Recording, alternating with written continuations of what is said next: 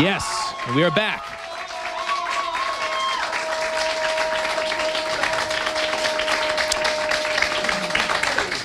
That guy. That's impressive. Yes, lovely audience here at the ESL Studios. Really awesome place. If you guys, well, you have seen it before. This is where WCS has been coming out of. And I mean, before we get into the players a little bit, I mean, talk to me about this studio. What's going on with you guys? Do you have any future plans? I know it's been pretty awesome so far. Well, in the past, we've used it for a lot of things like EPSs and stuff like that, but never really on the biggest of scales like WCS. So it's really nice to use it for that. We also have another studio, actually, that isn't revealed on this cast. Are you fired now? Did you just reveal that? No. It's a normal studio that's been used for other broadcasts and stuff. It has been revealed, but not revealed now. Not revealed for WCS, at least. We use it for viewing sometimes, which is quite cool. It's been revealed, but not revealed for WCS. So it's... Yes, I think. I'm trying to confuse you. I think I did it. I think you've got me. Good. Yeah. All right, so we can move on then. So ladies and gentlemen, we've got that final match. It's just a kind of roadmap for you what today looks like. You've been watching matches where the bottom 4 players have been battling for that last 5th place spot, and it comes down to this PvP. We've got StarDust, and we have duckdeok, and they're all ready to go. That's a weird way to say that, but it is what it is. And then after that, we're going to do the top 4, and these players are playing for the WCS European Championship. One of those top 4 is going to be your victor. But first, this match. Let's go ahead and take a look at that bracket. We can see how they got here, who they bested. We already showed the bracket. Sweet. I was too focused on your awesome face. Yeah, we could pull it up again. That's fine. Go ahead and do that. So, nope, we're not going to do it. No, mate, no. They've got you. Oh, let's just talk about... Oh, there it is. Okay, good. You guys are rebelling against me. There it is. Okay, so we can see that they've come through here, and this is where they've landed. StarDust, duckdeok. Let's talk a little bit about this PvP, Claris. What do you think about it? I think it's going to be pretty close. It was interesting how we had PvP yesterday, and we were like, PvPs are always normally close. It's like 3-2, 3-1 maybe, and then we had a 3-0 sweep. But I think that this one should be closer. I think 3-2 in the end. Probably going in duckdeok's favor, because again, in PvP, he has all the builds. Yeah, you know, both the players in their interviews, they kind of talked about, well, I guess it was more duckdeok, but they've, I'm trying to think, does StarDust play a PvP yet? I don't think so. This will be his first one. I know that duckdeok mentioned that against Genius, there is a bit of luck, and that is kind of something that you kind of have to either accept or combat against. And that was something that I think both Genius and duckdeok in their interviews kind of accepted. So it's going to be interesting to see if these players are going to kind of throw it up and do that kind of coin flippy, build-oriented PvP, which can sometimes happen where it's a little bit less in their control and a little bit more towards the build. Or if we're going to see kind of that rock-solid, almost Rain style, where it's like he almost rejects the fact that it's luck-based. He's kind of like, well, no, actually, I feel like I can do the macro Protoss thing and kind of pull it out ahead. So StarDust, duckdeok, they're both aggressive Protoss players. You're giving the edge to duckdeok. Any reason why in this case? Nothing particular other than the way in which we've seen him play out Season 2, and we're already do all right in some PvPs in Season 3, but not quite as strongly as Season 2. So, but I think he'll pull it out here. It's going to be interesting because duckdeok in Season 2, like you said, he was able to win the entire thing almost entirely off the back of PvP. He's very deadly in that matchup, and that was something we talked about yesterday. But I feel like he hit a wall in Genius. Well, I'm going to pat myself a little. Let's see if I eat these words. But I've picked Genius to win this thing actually quite a while ago, and he so far is looking pretty damn good to do that. So we'll have to see if that was something that he can carry on in the other matchups. But ladies and gentlemen, I think we're ready to go with the maps and everything. So we've got the commentators. Let's go ahead and pass it on to him. It's going to be Grubby and Apollo. Thank you very much, In Control. And now it is time for us to join forces once again, Grubby, to cast another Protoss versus Protoss game. As we did so many times, just about 1.5 weeks ago in the round of 16. So we're pretty well versed in it already, I guess. Yeah, we've done a lot of casting of PvPs, and I was very impressed with the way that you casted. I was very impressed with the way you casted. Well, let's hope we can both continue to be impressed going into this next game, because this one is a big one. There'll be suddenly an awkward silence where we're just continuing to be impressed by each other and we don't know what to say anymore. No? Oh, this is it? Okay, go on. Yeah. This is an important one. A best of 5 to determine who will join the top 4 who will be playing very, very soon to represent Europe at the Season 3 finals. And that's a big accomplishment to be able to win this series. So just these 2 players left. We fought through all 4.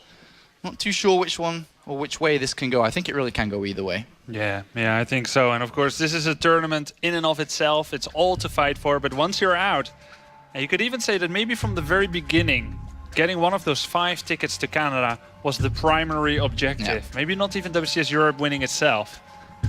Some people do look that far into the future and try to go for the jugular, the biggest tournament, the biggest trophy. And Season 3 finals and BlizzCon after that are big targets on everyone's calendar. So now, the map vetoes. Yonsu and Polar Knight going away. Can't really construe too much from that since it's a mirror matchup, so it's all preferential. And there's only one veto, of course, of the 7-map pool, 1 veto each, leaving us with 5. Now they are going to determine the order, which we'll find out very, very shortly here. duckdeok, of course, did play at the Season 2 finals, the previous champion of the World Championship Series Europe Premier League. StarDust, on the other hand, though, is a newcomer.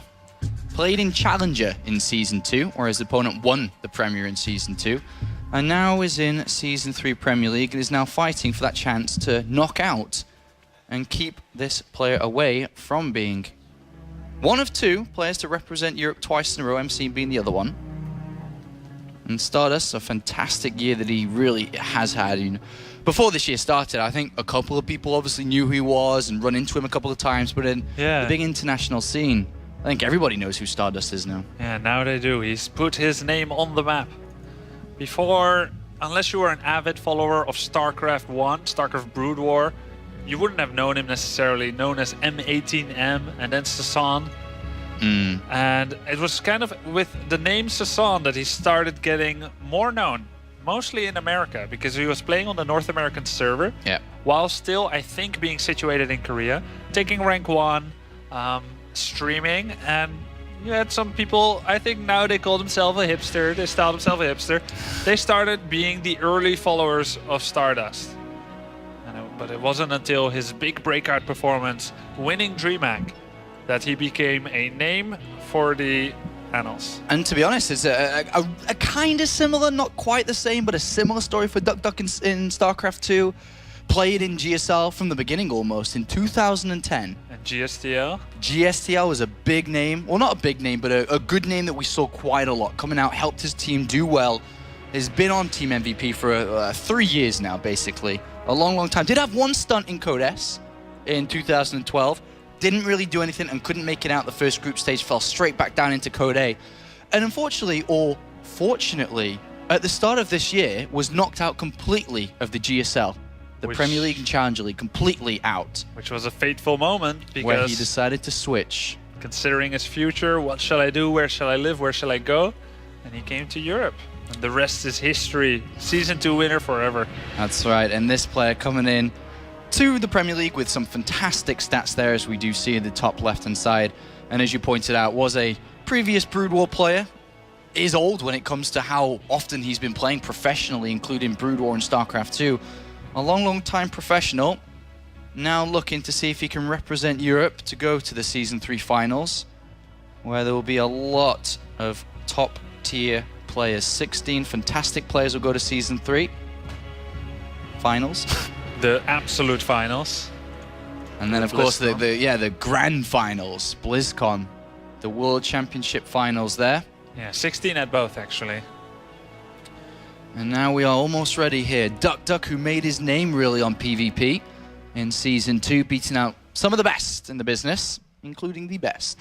And now he goes head-to-head against StarDust. My Insanity versus MVP. It is about to begin. Game number 1 of this best of 5 is here now. As down to the bottom left-hand side of Frost. Playing for Team MVP, the current reigning champion, it's duckdeok! But his throne is soon to be given to another later on this afternoon. Up here, to the top left, playing for My Insanity, making him very proud over the last couple of months, it's StarDust. And he's had some really nice interviews this past few days. I really like them. I adore his interviews. Freaking adore. duckdeok is really adorable too, but Stardust, of course, he talks English, and he has a lot of funny things to say He does. He about does. his family and his wants in life. His sister. Yeah, making people angry. All right, Grubby, we have a 10 gateway immediately thrown down here by Stardust. My word. My word. What word? Our word. Our word. Ooh. Ooh. Our word. 10 gates will lend itself perfectly to a very quick warp gate research.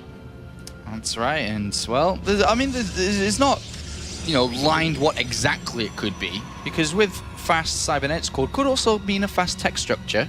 Could be a void ray proxy. Sometimes Yeah. you see that from a 10 or 11 gate.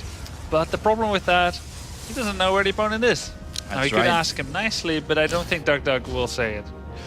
And unfortunately for Stardust, is scouting in the incorrect pathways. We can see that his opponent is bottom left. He's going to have to go top right, and then go bottom right, and then eventually to the bottom left here. So he's going to find out rather late in this game. And you can see the differences with the cybernetics cores here. A big chunk. What's that? Let's have a quick look here. A good 20 seconds difference. Yeah, and then he's gonna pull chrono boost. So maybe every chrono boost that he puts on more is another 10 seconds. So you said 20? Yeah. That difference can become 30 or 40. Wow. Now, Stardust, of course, doing a 10 gate means during a lot of time you're not building probes. And that kind of difference really counts in the income that you get. So you have a lot less income. Then he was making a zealot. So it's, again, he had to stop making probes.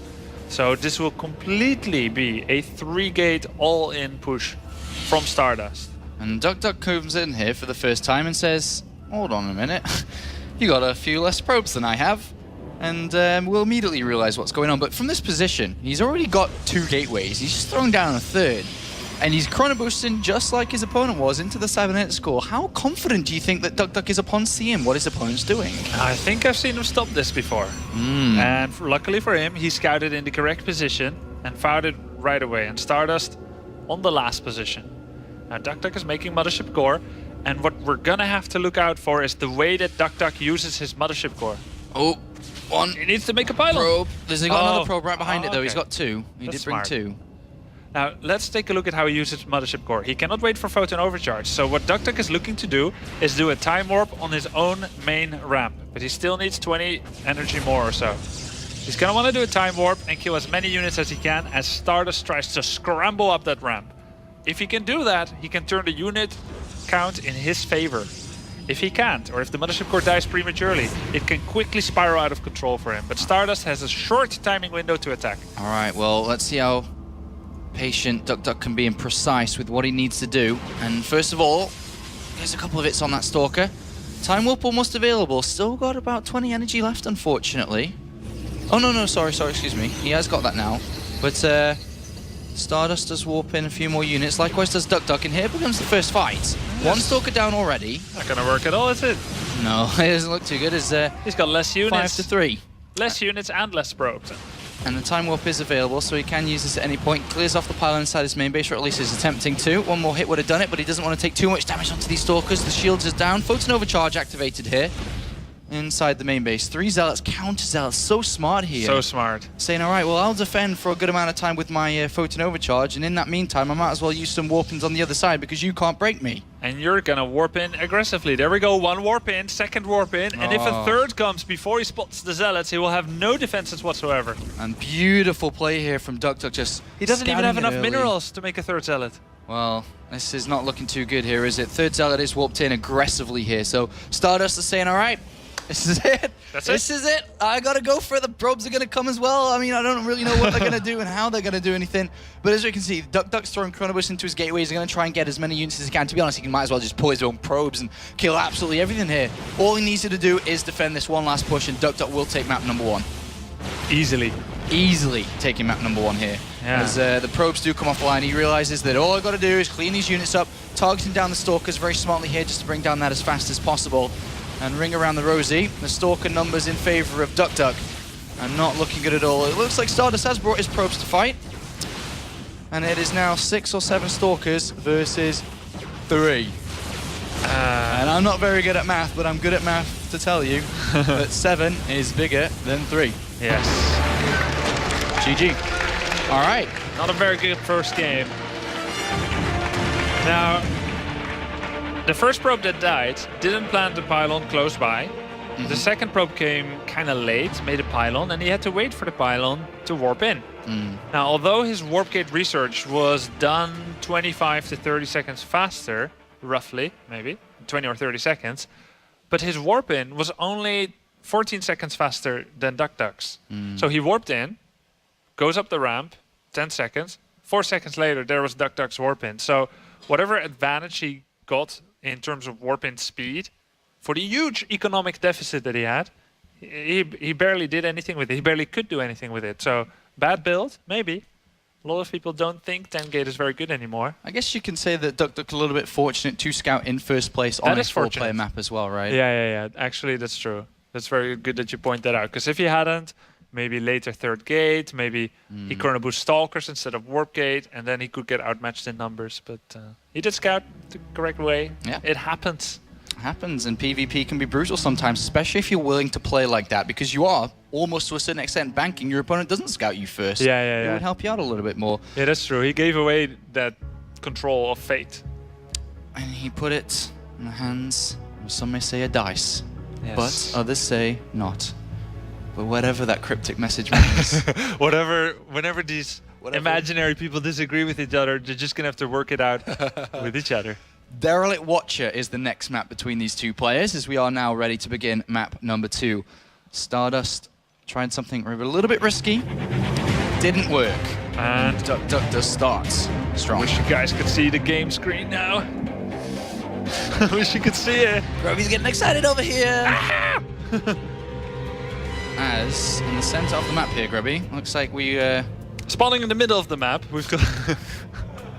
As duckdeok is up here to the top right, of course. I want to skip on these introductions a little bit here. Yeah, draw them out. We have by all means. StarDust in the middle of the map with the probe. And we can clearly see that this is going to be something a little bit unusual, Grubby. Yes, I think so too, Crazy Sean. Well, in he goes. So what does this mean, Sean? I don't know, man. You're the analyst here. I mean, You know, I think he's going to save that pylon for later on, where he can warp in units aggressively to a future date. Yes. And everyone needs supply, right? Everyone needs supply, so he has to build the pylon somewhere. You know, it could be in his main base, it could be over here. You know, there's like 3 people who believe us right now. Yeah, I feel sorry I'm for really them. sorry. I shouldn't lie to you. Yeah. We're going to see an aggressive strategy here by StarDust. Oh! What's up? Oh, duckdeok. Well, he's going to pull off a couple of probes here.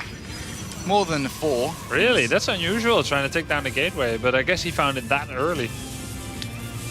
I mean, can this work with the amount of probes he has to bring this? I mean, he's confident in this, otherwise he wouldn't be able to do this. Yeah. He's gonna cancel or kill the first gateway. It's probably gonna get cancelled. Then he attacks the second one. StarDust is maybe gonna try and chrono a zealot. Then it just brings mobs and definitely kills it off. All right, there's one down, and duckdeok is saying, well, this series I thought would be a little bit more difficult. You're really making this easy for me. As the probes go into town on the other gateway. Another pylon made just in case of the first one. 2 probes come off the line and says, oh, I think I can do enough with just 6. And behind this, a pylon and gas has started. Oh, he lets it finish. And that's so that he can start a cyber core at home. If he doesn't let it finish, his core will be miles away. And look at that. duckdeok was actually, are you going to go ahead with this? And decides to pull off a couple more probes and then says, oh, you're not actually building anything, so Yeah. I get you. No rush. So the gateway's going to go down, and likewise with the pylon soon. Probes will go back to work. So StarDust, through this, has created himself a lead with the cybernetics core. Yeah. But what does that really mean for him? Well, since he doesn't have a gateway, I can only assume he's going to upgrade air attack and start stargates. Maybe carriers, maybe Tempest, or maybe he's forgetting about his gateway for now because he wants to be making more probes right now. And you're more credible than me, so I'm going to say 6 people believed you. Hey, wait a minute. You can make him a mothership core without a gateway, of course. Well, he started his mothership core, didn't he? Yeah, that's All pretty right. smart. And still no gateway. All right, well, for anybody that is new to StarCraft and doesn't believe the hell what we're saying, you can't really build any units without a gateway. A gateway is a unit producing structure. It produces army. Without a gateway, You have no army. And duckdeok goes in. And says, okay, well, there's a Curvus to the cyber core, right? And we'll actually get into the middle line. Picks off 1 probe and has a dance around. Sees no gateway himself. Now, of course, Mothership Core technically is Army 2, but you can only make one of it. Yeah. We're getting really basic here. You can only make one Mothership Core. And it's fine against one Zealot, but not so much against 2 Stalkers. So, Grubby, Sean. that's my name, don't wear it out. You're a professional player, and let's imagine that you transformed over into duckdeok's position, and you were sitting in his chair. How happy would you feel with yourself being 1-0 in the lead, and this happening in this game? Would you be smiling? Not too happy. I'd be... Would you smile? I mean... Inside? No, I don't think so. But thanks for the question. No, I just would like to get the truth out of you. Yeah, it's good to know oneself better too. Very interesting what StarDust is doing. No gateway into Nexus. Meta. And then 3 gateways. This is very crazy. 1 Zealot, 1 Stalker from duckdeok. And somehow StarDust anticipated that duckdeok is not going to go for a 3-4 gate all-in after that. Which, by the way, I've tried before against something like this. Didn't work, so... Wow. This is so meta by StarDust. This is smart. This is smart. Obviously, duckdeok expecting his opponent to, tighten up a little bit and expecting of an attack. Yes. But this Zealot now from duckdeok is actually going to get all the information in the world. He's going to come down here and be like, Wait a minute. You weren't meant to do this. Yes. And he sees the Nexus near completion, and to be honest, the opportunity for aggression has been and gone. Yes. As in the Mothership Core now has energy for a Photon Overcharge on a complete Nexus on the natural. And things are starting to even up a little bit in a weird sense. There's 28 probes to 25 with a faster Nexus complete here by StarDust. They've got roughly the same gateway count. Was it 3 to 4? 3 to 2 at the moment? 3 to 3 soon? Yeah. So weird. So, hello, our dear viewers. If you just tuned in, let us describe how weird this game was. StarDust made a Nexus before he made a gateway. Kinda. Before he had a gateway. And he made a Robo before his first gateway finished. That's weird. And it don't really have the opportunity to get away with that very often. Does not compute. And recall there of that Mothership Core. And all of a sudden, despite what we just saw, this game... It's equalized. Is equalized. Completely. It's completely weird to see. So, if I was smiling, Sean... What would you be doing now? Yeah, frowning. Frowning, maybe pouting. I can't believe you're pouting. I can't believe this has happened. Yeah. All right, so double gas has been thrown down here by duckdeok on his natural, so he will have a higher gas income than his opponent who's without that at this moment, but has thrown down a Twilight Council here. Yeah, Forge for duckdeok, Twilight Council for StarDust, now a Forge for StarDust. Is he going to do a Dark Shrine? Or a Templar Archives? Or Charge, or Blink? I don't know. I think... I don't think the Dark Shrine would be the best rep, considering that they're so equal. Yeah. Charge. Okay. And they've both seen each other's observers. One will live, one will die. In the game of observers... I'm not going to finish that sentence. You just said it. Alright, Observer sees this small little move out. I don't think this is enough army to force a Photon Overcharge. It's just like mind games. A proactive defense is better than a passive defense because it just raises more questions. And those questions need answers. And oh my god, he said that. StarDust is looking for those answers with the Observer in the base, which is now getting chased out by 2 Stalkers and Observer. So with the Observer now gone, StarDust is in the dark. I mean, what do you think about duckdeok here, by the looks of it, opting to take a 3rd Nexus at this point? Let's see. StarDust saw this Robo Bay. Oops, sorry. Oops. That one right there, Kobe. Yeah, that one. Well, he saw the Robo Bay, so he knows about Colossi. Choosing not to, oh my god, suddenly going for Stargate and Fleet Beacon, because this is such an open map that if you position yourself outside your natural rather than inside, your charge Zealot maneuvers have a high chance of success of attacking Colossus armies. So, duckdeok, is he choosing to be defensive? So far he is. He's making a 3rd Nexus. He's playing this out PVZ style. Colossus in 3rd. Both of them have got full information, or excuse me, duckdeok is the only thing he hasn't seen is the Templar Archives, and to be honest, he actually hasn't seen the 3rd Nexus, despite his Hallucinated Phoenix Phoenix. It hasn't gone down. 3 extra gateways went down first. Can't see what isn't there, unless you're I think he may have just caught the edge of it there, though, just as it was planted down. But the Templar Archives is the only piece of information missing, and maybe I guess we could say that duckdeok's in the middle of the map with his army. That also may be a missing piece of information. Yes. But he now does see it with his observer. Okay, sees this army coming in. Darkstride now coming out for StarDust, who suddenly, somehow, got into a position where he's yet again behind, I guess. He's 12 workers down. That's the supply difference between them, pretty much.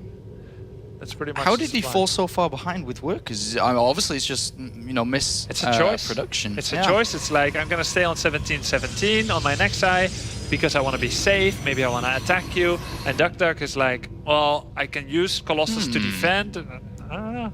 Well, he's starting up again. He just started 2 more probes here, but the army supply is actually still in favor of duckdeok here. Just by 2, just by a single zealot or so.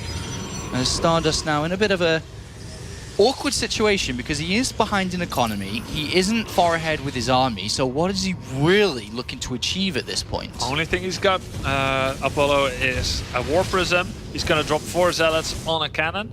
And then he's going to warp in DTs. That's what he'll maybe try to do.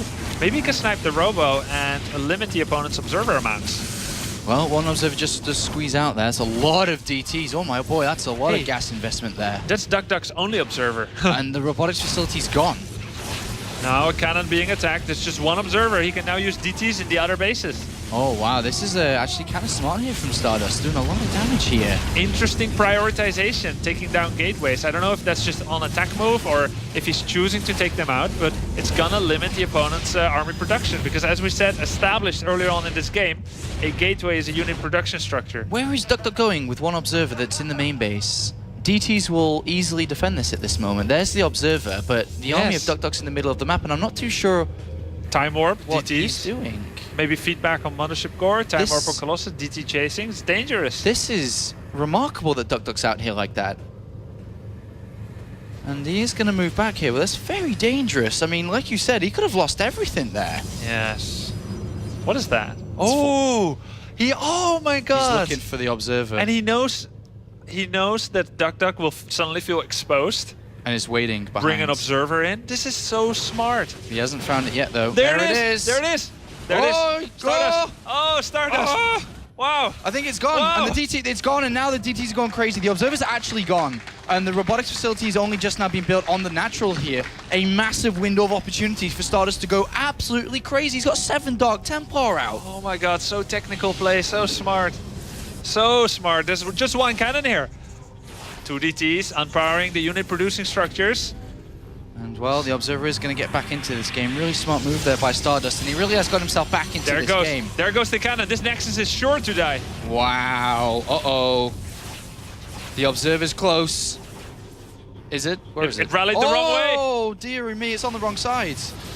Oh! Nice pickup with the DTs there, but down falls the Nexus, and somehow, let's just remind ourselves at the start of this game was a proxy double gateway that was spotted and destroyed By probes. by probes into StarDust, who currently has killed 23 probes, has 3 Nexus over 2.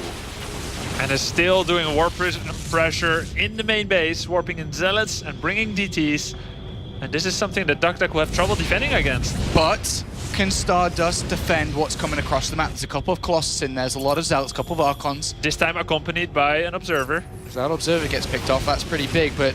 Small army from StarDust. Yeah. There's some stalkers in there, they're not very useful. It's a funny little nook that they work themselves into. Well, it looks like the fight's going to happen here. A couple of DTs with this. Observer's there, and duckdeok doing a lot of damage at this moment. The army is melting incredibly fast here by StarDust, who's played this game out so, as you said, technical, and has worked wonders. But he had the way worse army. But he's had the worst army. And all of a sudden, duckdeok says, all right, well, I have an observer with me now. You can use your DTs if you want to. And duckdeok steamrolls and is going to kill his opponent's third base. What a back and forth tug of war game this was. Wow. Really thought, if we look back at StarDust's army and it looked good, Archons, Immortals, maybe he can hold. But it looked bad. And duckdeok was like, yeah, I'm going to roll over it. And here we go. duckdeok actually moves in, and this game is just going absolutely backwards and forwards. And duckdeok does take it anyway. 2 games in a row, and is now a single game away from claiming back-to-back season finals here. StarDust down 0-2. trying to win so far with a multitude of quick and witty and smart tricks. Tried it, but none of them led to victory. Do you think that he needed to use these tricks in that mid game rather than just playing what we almost described as an equal game after the Nexus both were complete? I think he recognizes that duckdeok is just overall a slightly superior player. I think he sees that, and I think right now in their current shape, I think that's probably a fair assessment. And that's why he tries to win in these tactical ways. But it's also just partly the way that StarDust likes to play. He does like to play, you know, a little bit offbeat. He's a trickster. Trickster. Well, he's going to have to pull some cards from those sleeves now. Something special needs to happen because he's losing 2-0 and needs to win 3 games in a row now against a player who we described as pretty much made his name on the back of PvPs in Season 2 and ended up as the champion, beating MC in the final. And now we are going to go into map number 3. It's going to be Whirlwinds. Who will win this next game? This could be a very fast series. It could go on for a lot longer. As down here in the bottom right-hand side of Whirlwind, playing for Team MVP, representing Korea, it's duckdeok.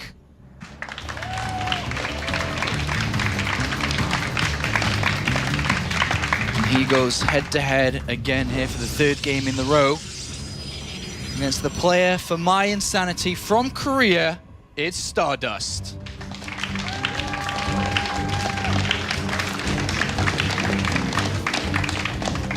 So far, this is the first game where StarDust has made 11 probes before making his move. So that's something. So far on equal footing. Nothing crazy happening yet. Well, let's see when that takes a turn for the worst, some may say, if we look at the score in relating to his decisions. Look at that trick with the probe squeezing through the pylon and the Nexus. Loves it. Loves it. By the way, Grubby, Yes? we seem to be missing a structure. I think I wanted to say, oh, why didn't I say it? Would get so much karma now. I was gonna say, how about a Nexus first this game? Yeah, you can't say that now. Well, I really was thinking it. You gotta believe me, please. Do you believe me? If you guys could see his face. So, anyway, I was thinking Nexus first, and there we go. Wow. Now duckdeok does scout. He scouts every game. He's not like the kind of guy who doesn't scout at all the whole game in PvP. He usually sends out a scout at the 3-minute mark. If he scouts in the right direction, that would be fortuitous for him. I can't believe this. StarDust has really approached this series with so much on the line in such a dramatic fashion. Yes. Which way does this probe go? Up. Up, up, up, and away. Up. No, it's not going up. To the left. Maybe cross map? No, he's going to the left. All right, so Aww. he's going to scout again in the right direction. All 3 faces of Lady Luck are smiling upon duckdeok tonight. And I'm sure he'll be smiling himself now because you come into this, you've already got double gases. Your cybernetics core's finished.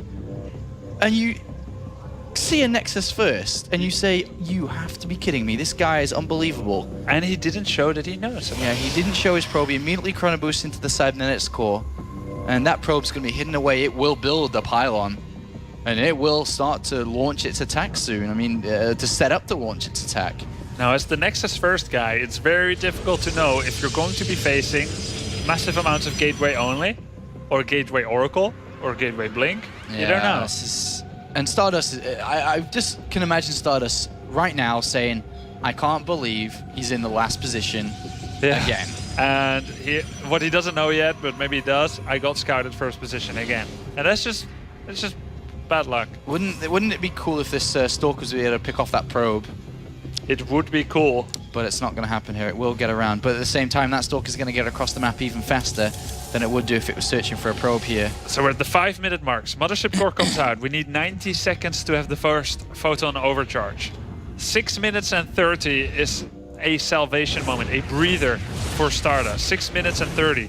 But the first warp in is gonna come a little bit earlier than that. Yeah, and I think he started to identify what the hell's going on here. There's a probe and pylon right outside his front base, and he has spotted that now. The Mothership core going into the main base here. pull the units back a little bit, or at least force a warping if there is any, not warping, but units being made to go there to be able to do that, because probes will die in that main base. Probes will die. Probes will die. Use your movie voice again. Probes will die. Okay, great. Thank you for that. On the 6th of October in 2013, probes will die. As duckdeok moves forward here, and he's looking to win this. He's actually looking for that. You're a box office hit? I'm going to make my name one day doing those. Okay, and great. it's probably just going to be on my YouTube channel. As the Stalkers do forward push here, and then all of a sudden StarDust is like, I'm in a bit of a pickle. There we go, 6:30, Photon Overcharge comes out. But only one base is protected. The Mothership Core can go into the main base once again to poke. But for now, it's an arms race. It's an arms race. Stalkers have to stay out. Is there a way that StarDust can hold on to this game? Maybe. Maybe? Is that polite? Yes. All right, well... You can hear I heard it in your voice.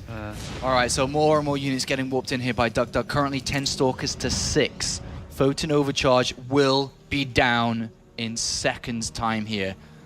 The probes are 5 coming off seconds the line. and it's gone. And here we are about to have the assault that could put duckdeok as 5th place in the World Championship Series for Europe. Could go to the Season 3 finals with a successful fight here. And StarDust, everything on the line here. He not only needs to win 3 games in a row, he needs to win this fight. Probes are off the line. 3 additional Stalkers come in. Is this where duckdeok claims a 3-0 time? What goes down? The Stalkers targeting down everything they can. They're microing back rather well here, but the numbers are 12 to 9.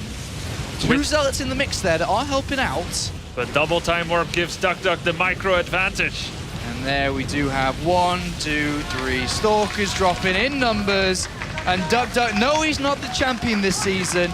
No, he's not getting back-to-back first places, but he is going to Canada and will represent Europe again in the Season 3 finals, and keeps, most importantly, his BlizzCon dreams alive. Currently sitting at rank 14, Grubby. Pushes himself to another season finals. Said in those pre-game interviews he saw that it was almost too much to believe in, but he really, really wants it.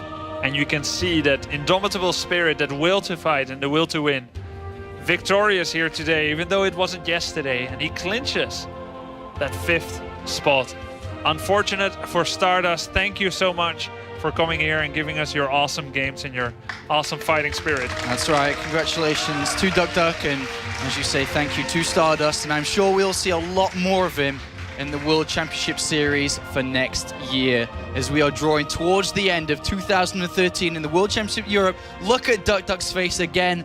Those emotions starting to come out, smiling as the GG was called, and he knows how important that is for him, not only for BlizzCon, but right now to once again represent Europe at that season finals. Yeah. Beautiful winning moment there for duckdeok, and StarDust. Melancholy, of course. Goodbye, Canada, but Yeah. I don't think we've seen the last of him yet. Yeah, not the last of him yet, and I'm sure we'll see a lot more of him, to be honest. But duckdeok now joins our top 4, which we'll be getting into very shortly. MMA Vortex will be happening so soon now. Everybody's excited for that game. MC versus Genius, the clash of brains will go head-to-head in our second game. And of course, duckdeok now joins those 4 players to go to the Season 3 finals. Who does have the bigger brains? Well, that's what we're going to find out, hopefully, this afternoon. I was thinking Homo MCS or Homo Genius. 2 human species evolved separately. One has the bigger brains, the other the thicker skull. Let's see. And that'll be the second series of the afternoon. So now it's time for the Wins interview with In Control and duckdeok. All right, thank you, Apollo and Grubby. I'm sitting here with duckdeok. duckdeok is your 5th seed. He's going to be going to Toronto to fight in that WCS Season 3 finals. So another round of applause, please, for duckdeok. Hopefully you guys can hear that. There is a live audience here. I just realized how weird that is. All right. I do want to ask you a couple of questions, maybe just one question about the series. It was a pretty quick 3-0. StarDust tried something a little bit different every time, but it seemed to be kind of the cheesy flavor. Were you ready? I mean, you were ready for the cheese, but what's going through your head when you see that Nexus first on Whirlwind, game number 3?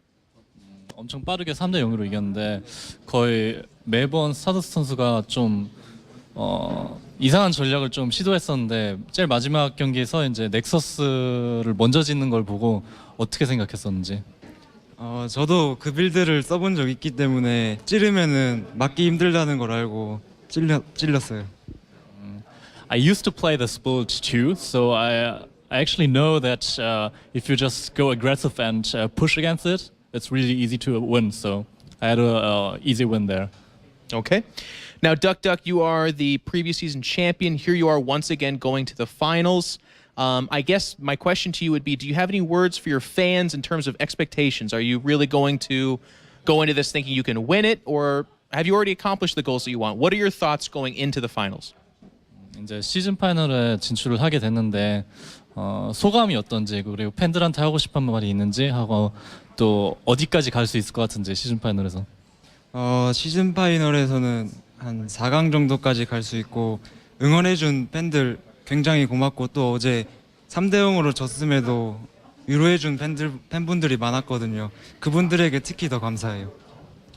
So my expectations for season finals is round of 4, and I'm really thankful to my fans, to all my fans who are cheering for me, especially those who said that I should cheer up after my loss yesterday. So I really thank them a lot.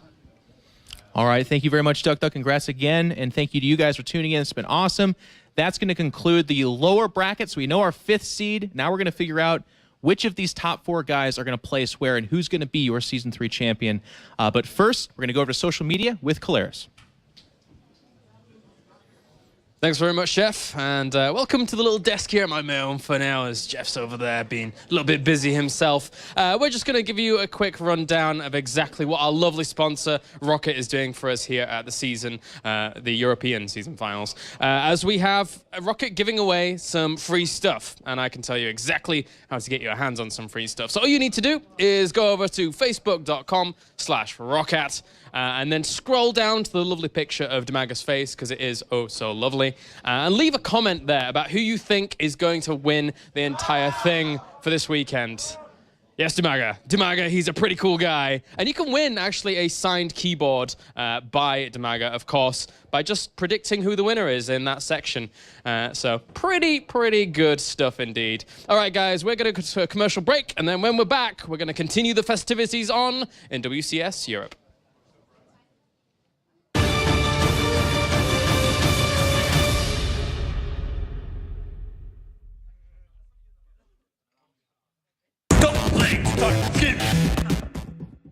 Hello people, I'm Dimaga. I want to show you new Rocket mechanical keyboard Rise MK Pro. You can order it in 4 different switches. In addition, this keyboard has a 32 bits processor and 2 megabytes flash memory. You can store all your configuration directly on keyboard, and clicks feels really smooth and precise. That's why I like Rise.